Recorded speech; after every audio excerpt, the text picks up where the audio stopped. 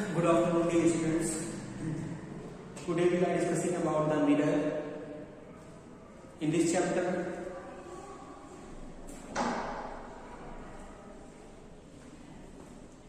I taught you about the mirror on yesterday lecture, and just after we will continue from our topic.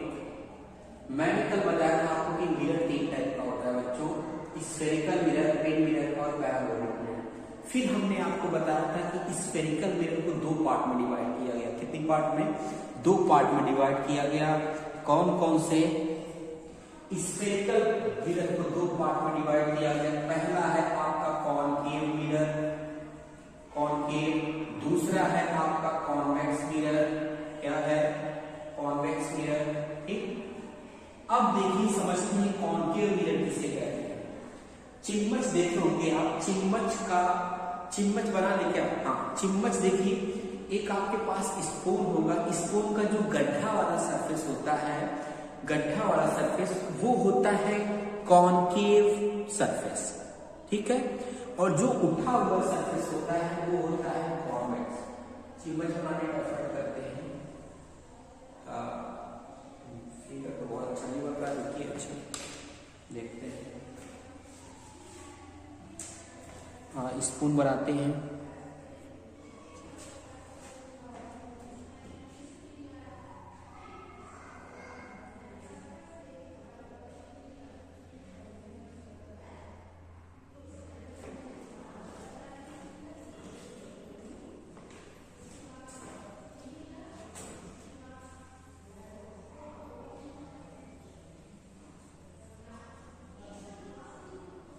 I think पूरा इतना अच्छा art तो नहीं मिला, but देखिए चिम्मच का शेप कुछ इस टाइप का होता है बच्चों। तो ये जो सिरा है इसको हम बोलते हैं कॉनकेव सरफेस। ठीक, क्या बोलते हैं? कॉनकेव सरफेस या फिर कॉनकेव मिरर। और ये जो उठा वाला भाग है, ये ऊपर वाला भाग, उसे कहते हैं कॉन्वेक्स मिरर या फिर क्या बोलते हैं? Convex surface. समझ पाए? यानी कि स्पून का जो गड्ढा वाला भाग होता है वो कॉनकेव मिरर की तरह बिहेव करता है, और जो उठा वाला भाग होता है वो किस तरह से? कॉन्वेक्स मिरर की तरह बिहेव करता है। समझ में आई बात? तो स्पून से अच्छा आई थिंक कोई एग्जांपल नहीं होगा समझाने के लिए। Then spoon is a best example of concave and convex mirror which is used in our daily life. Therefore, spoons, in the spoons, deep part of the spoon is curved part of the spoon is called concave surface. Convex surface is bulging surface. यानी कि चिम्मच को अगर हम इस तरह से रखें कि जो गड्ढा वाला सरफेस होता है उसे कॉनकेव सरफेस यानी कॉनकेव मिरर कहते हैं, और जो उठा हुआ सरफेस होता है उसे कॉन्वेक्स मिरर कहते हैं। थोड़ा सा और पढ़ते हैं। इसकी डिफिनीशन मैंने आपको बता दिया कि जो सरफेस क्या है, अंदर से खोखला है, जो अंदर से खोखला सरफेस है उसे हम कॉनकेव सरफेस कहते हैं, और ऐसा सरफेस जो ऊपर उठा हुआ है उसे हम कॉन्वेक्स सरफेस या कॉनकेव मिरर कहते हैं। अब देखिए कुछ टर्मिनोलॉजी है, टर्मिनोलॉजी के बारे में कुछ पढ़ना है। टर्मिनोलॉजी क्या होता है देखिए, बताने का एफर्ट करते हैं। टर्मिनोलॉजी तो कॉनकेव कॉन्वेक्स आप समझ गए होंगे। चिम्मच का जो गड्ढा वाला भाग होता है उसे कॉनकेव कहते हैं, जो उठा हुआ भाग होता है उसे कॉन्वेक्स कहते हैं। ठीक है। अब हम कुछ टर्मिनोलॉजी को समझ लें कि क्या क्या होता है। जैसे मान लीजिए आपके पास एक स्फेरिकल मिरर है। Let us consider a spherical mirror. Let us consider a spherical mirror, है ना? थोड़ा सा टेढ़ा हो गया देखिए।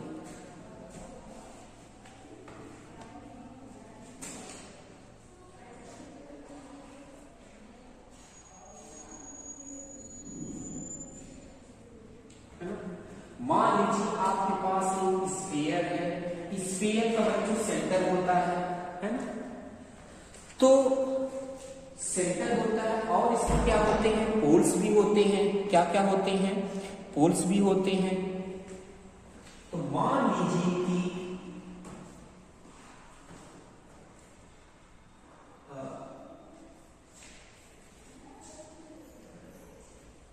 इस तरह से हम इसको अगर कट कर दें और इतना सरफेस सिर्फ पॉलिश कर दें, तब देखिए एक सेंटर से होकर लाइन जाएगी, सेंटर से होकर लाइन जाएगी जिसे हम सेंटर कहेंगे, और ये क्या कहलाएगा, पोल कहलाएगा जिसे हम पी कहते हैं।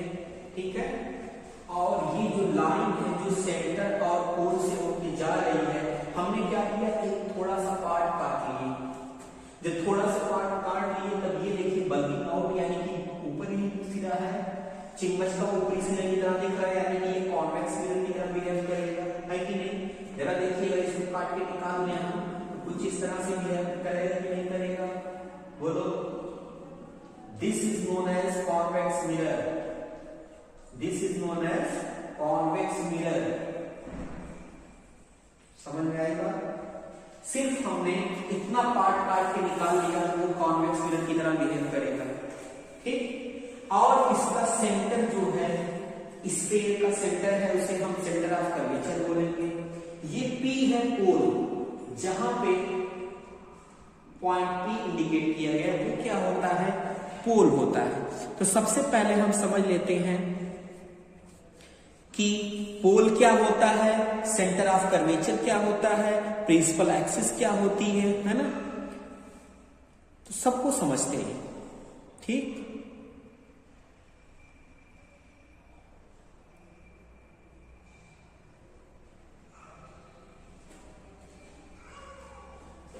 सॉरी हम अगर ऊपर की तरफ बल्किंग आउट सरफेस है तो कॉनकेव मिरर, अगर अंदर की तरफ रहेगा तो कॉन्वेक्स मिरर। तो चलिए अब इसके बारे में समझते हैं। ये वाला जो भाग होता है बच्चों, इतना भाग, इसको एपर्चर बोलते हैं। क्या बोलते हैं, एपर्चर बोलते हैं, एपर्चर। ठीक है, और बच्चों ये आपका एक हॉलो ग्लास है, हॉलो का ग्लास। ठीक है, स्फीयर का। और क्या है ये, इसको बोलते हैं प्रिंसिपल एक्सिस, प्रिंसिपल एक्सिस। इतना जानकारी होना चाहिए, नहीं तो आगे लेक्चर समझ में नहीं आएगा। ठीक है, और ये क्या है, यहाँ पे ना करके यहाँ पे पोल होता है। ठीक, पोल। ठीक है, और देखिए ये मान लेते हैं यम डैश है, यम, और ये यम डैश मान लेते हैं, मिरर का है यम डैश मान लेते हैं, या फिर M1 और M2 मान सकते हैं, आप कोई भी दिक्कत नहीं। तो ये पोल होता है जो उसके सर्कमफ्रेंस पे एक पॉइंट है, और सेंटर ऑफ कर्वेचर पे जो पॉइंट है उससे होके जाने वाली लाइन प्रिंसिपल एक्सिस कहलाती है। तो डिफिनीशन में क्या बोलेंगे, a line which is passing through the center of curvature and its pole, this is known as principal axis। ठीक, अब देखिए सेंटर ऑफ कर्वेचर से लेकर पोल के बीच की डिस्टेंस को रेडियस ऑफ कर्वेचर कहते हैं, जिसे कैपिटल R से रिप्रेजेंट करते हैं। डिफिनीशन में आपको प्रोवाइड करा दूंगा पीडीएफ के फॉर्म में।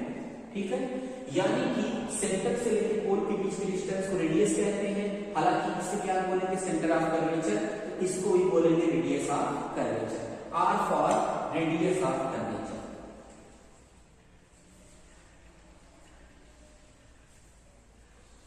ठीक है, रेडियस ऑफ कर्वेचर। तो इतनी बातें तो आपको समझ में आ गई होगी बच्चों। ठीक, और ये आपका एक्स प्लेन और वाई प्लेन है, एक्स वाई की कोई सरफेस है। ठीक, ये कॉनकेव मिरर की तरह बिहेव करेगा, और है किसका फिगर, ये कॉनकेव मिरर का ही फिगर है। अगर हम मान लीजिए एक और स्फीयर ले लें, एक और स्फीयर ले लें, बना लें छोटा सा, और उसके अंदर हम क्या कर दें, पॉलिश लगा दें। कौन सा पॉलिश, कल मैंने बताया था आपको, सिल्वर डाइऑक्साइड का पॉलिश लगा दिया। अंदर मैंने सिल्वर डाइऑक्साइड का पॉलिश लगा दिया।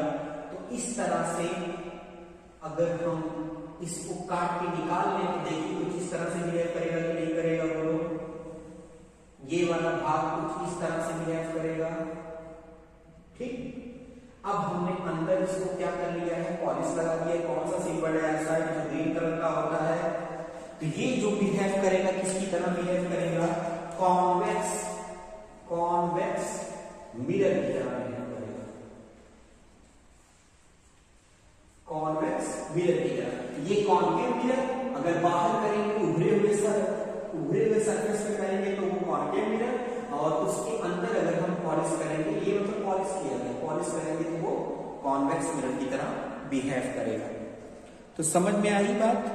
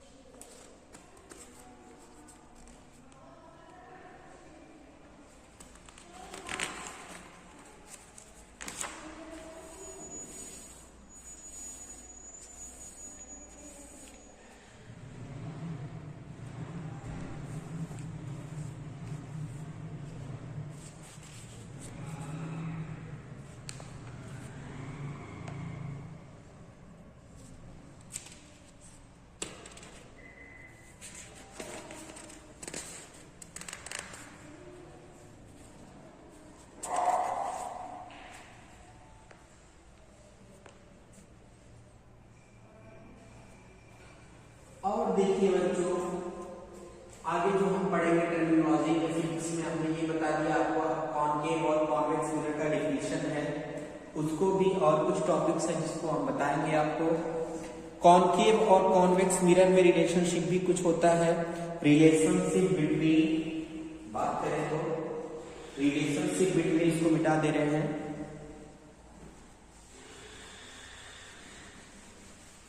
Relationship between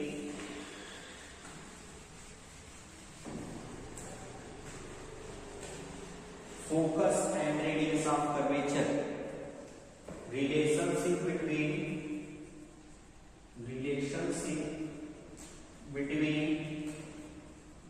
focus and radius of curvature,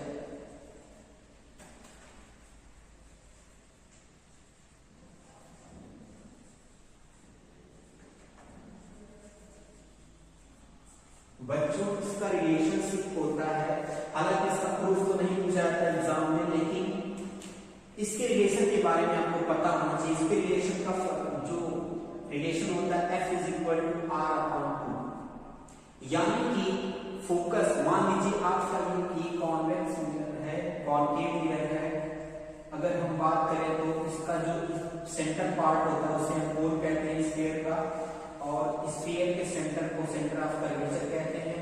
centre of curvature से लेकर पोल के बीच के डिस्टेंस को रेडियस ऑफ कर्वेचर कहते हैं, और सेंटर और पोल के बीच में फोकस होता है, ठीक है। तो फोकस के दो गुना डिस्टेंस को यहां तक तो फोकस हो गया, दो गुना डिस्टेंस को 2f इज इक्वल टू, यानी कि फोकस का दो गुना भाग, एक तो यहां से यहां तक का और एक यहां से यहां तक का, ठीक। तो ये हो गई आपकी प्रिंसिपल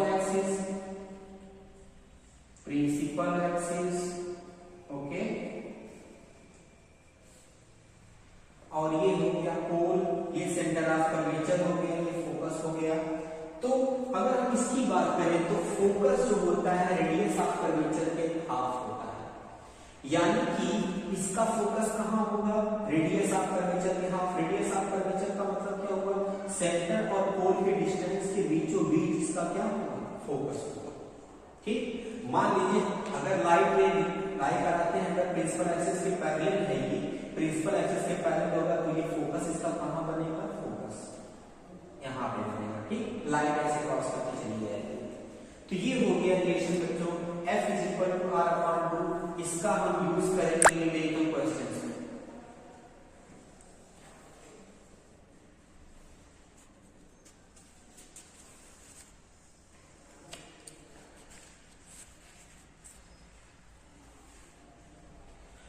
और ये रिलेशनशिप बच्चों